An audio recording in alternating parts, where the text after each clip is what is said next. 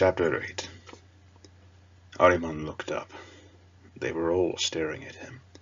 Phidias stood by the wall, his hands across his chest, his weapons locked to the thigh plates of his armor. Carmenta stood in the corner, a still shadow in her ragged black robe. Caden sat on a thick pipe, watching Ahriman out of the side of his eyes. A purple bruise and swollen flesh covered much of Caden's face, and the broken bones beneath made him look even less human than normal. Astrios stood at the circular hatch of Ahriman's chamber. Ahriman could not shake the feeling of being on trial. In a sense, of course, he was. They are angry, thought Ahriman, and at some deep level they are afraid of what I have pulled them into. Only Carmenta's mind was calm. In fact, it was blank to a worrying degree, almost as if part of her thinking had shut down. The ship is eating her humanity, he thought. At times she was more human than any tech priest he had ever met. But then she would become withdrawn or confused. He looked back to the 3 space marines. They were all lost and damaged creatures, but he needed them, and their trust would not tolerate anything less than the truth. He swallowed and found his throat dry. He had not expected it to be like this. He turned away from them, feeling the coarse weave of his patchwork robe rub against his skin as he moved. After the battle and crash, his armor would require long hours of repair before he could wear it again, but his flesh had been almost untouched when they peeled the armor from him. Like stone, Carmenta had said. There were patches that were still cold and numb, but it would pass. He rubbed a hand across his face. His mind still ached and he needed rest, but Astrios would not wait for his answers. "My name is Ahriman," he began. "So you have told us," said Astrios. Ahriman ignored the interruption. "I was once chief librarian of the Thousand Suns Legion. I fought at the side of Primarchs and witnessed the Emperor during the Great Crusade. We were betrayed, and betrayed the Imperium in turn." "Those were not agents of the Imperium that came for you," muttered Caden. "No, they were sent by one of my brothers." "Why?" It was Phidias who asked, his voice devoid of emotion. Ahriman glanced at him. "The creatures he sent hunt through the warp. Perhaps they caught my scent. Perhaps the one I went to meet on the moon betrayed me." "That is not what I asked," said Phidias. The calm accusation in the words almost forced a smile from Ahriman's lips. "If you want to understand, then you will have to see for yourself," said Ahriman. "What do you mean?" asked Caden, and glanced at Astrios. "I can project my memory into your minds. You can see for yourself how this began." Caden looked ready to protest. "Very well," said Astrios. Ahriman looked at Carmenta. "Mistress?" She said nothing. "I will not go into your minds. I will show you a part of mine," he shrugged. "The answers are there if you want to see." After a long pause, Carmenta gave a single stiff nod. Phidias inclined his head when Ahriman glanced at him. Caden looked at his 2 brothers, spat, but then nodded. "Very well," said Ahriman, and closed his eyes. He could still see his chamber, its image traced in perfect detail in his mind's eye. Slowly the details of walls, lights, and pipes dimmed, then gave way to black. He saw the images of Carmenta, Phidias, Caden, and Astrios look around in surprise. "Come," he said, then turned and began to walk down a tunnel towards a long sealed door in his place of memory. "See it with my eyes." The palace grew towards the blue sky, its marble warm in the sun, its spires shining white against the cobalt-blue dome of the heavens. Ahriman walked up the steps and through the doors. He could feel the presence of the others following him, but he did not look around.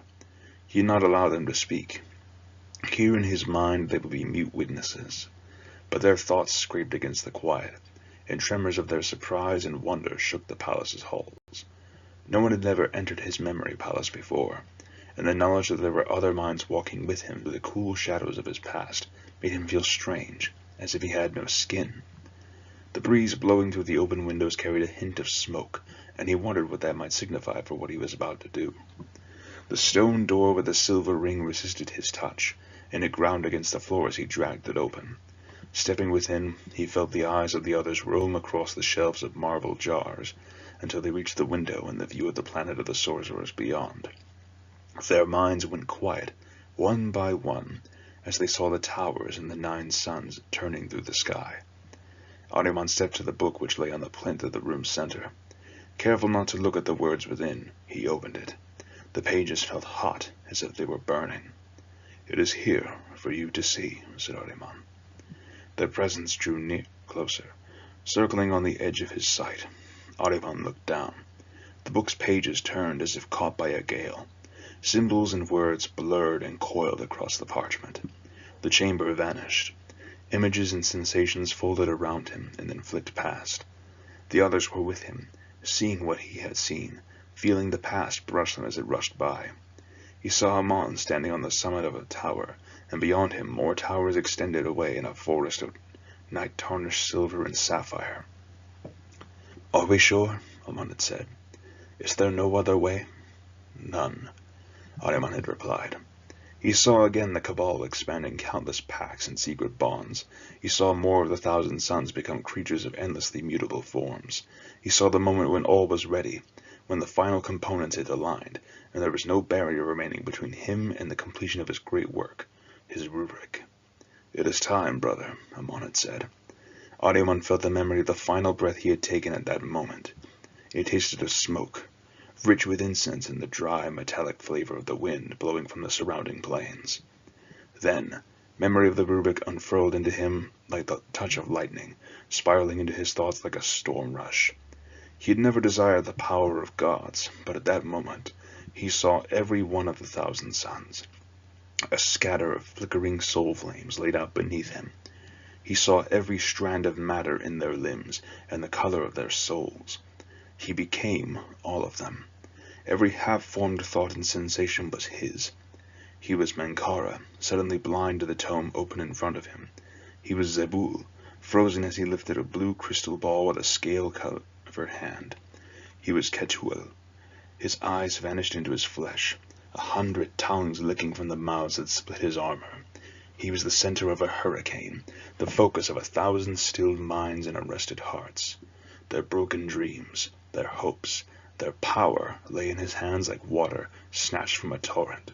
It extended on and on, a sensation without time, eternal and yet as delicate as a strand of glass. Even in memory, the moment almost overwhelmed Ahriman. For a second he was aware that far away his real body shivered, and blood sweated from the corners of his eyes. Then it was past, and more moments came tumbling after. He saw his brothers walking out of the dust clouds, first one, then another, coalescing like corpses rising from silk-clogged water. Dust spilled from them as they moved, the embers of their souls burning within each, but nothing more. The memory was like ice coiling through Ahriman's guts and up his spine.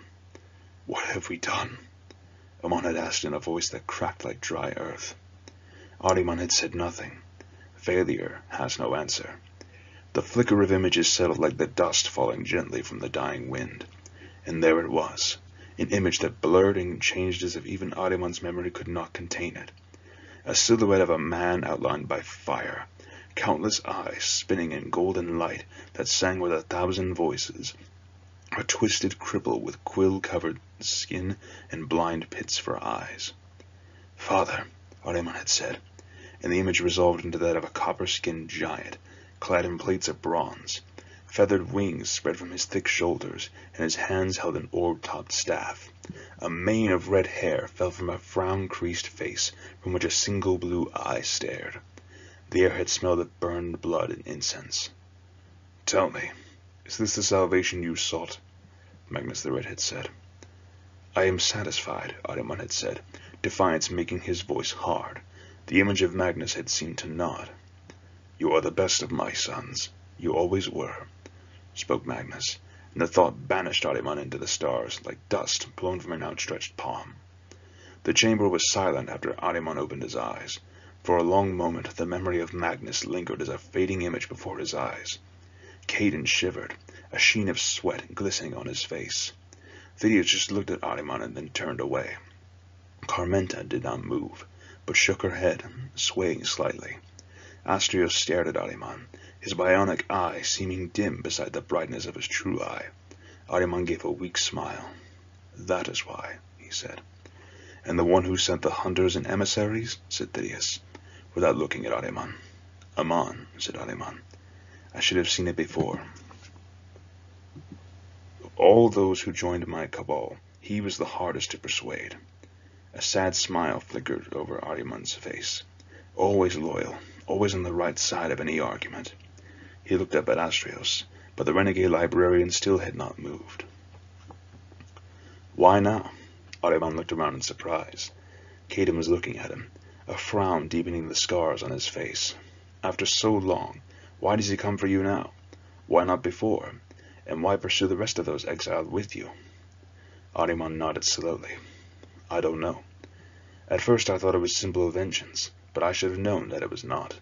Amon may want revenge, but his mind is too deep for such single-mindedness. He gave a weary smile. Our legion is not given to thinking on a small scale. So you will search for answers now? Ahriman felt the tension in the words. In truth, he had not thought his next move through yet, but as he considered the question, he realized that there had only ever been one answer. He nodded stiffly. Caden stared at him for a long moment, and then walked to the hatch without looking back. Phidias followed a moment later. Astrios gave Ahriman one last hard look before stepping through the hatch and pulling it shut after him. Do you wish that you had never begun? Ahriman flinched at the sound of the voice. He had almost forgotten that Carmenta still stood in the corner of the room. She took a step forwards, her megadendrites twitching at her robes as if they were the unconscious movements of nervous hands. Do you? She said again. Yes, he thought. I wish that I had never listened to the whispers of my heart. Some might have called those whispers hope, but it was arrogance. The arrogance of knowledge that believes that there can be no limit to what it encompasses, that cannot see the precipice at its feet. I am not sure, he said at last. Carmenta shook her head as if trying to clear a sound from her ears. For a moment he wondered if she was going to ask another question, but then she moved to the hatch and pulled it open to leave. Thank you, she said, and left Ahriman looking after her in puzzlement.